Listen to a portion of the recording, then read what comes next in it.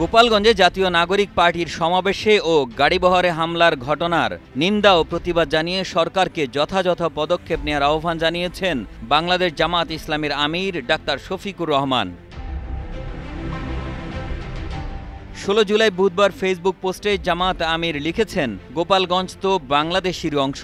যতদূর জানতে পেরেছি, এনসিপির নেতৃবৃন্দ স্বাভাবিক নিয়মে সর্বপর্যায়ের প্রশাসনের সঙ্গে পূর্ব থেকে আলাপ আলোচনা করে তাদের কর্মসূচি বাস্তবায়নে সহায়তা চেয়েছেন। এটি তাদের রাজনৈতিক অধিকার। কিন্তু এখন যে অবস্থায় এসে দাঁড়িয়েছে, কার্যত মাঠে আইনশৃঙ্খলা রক্ষাকারী বাহিনীর কোনো উপস্থিতি লক্ষ্য করা যাচ্ছে না।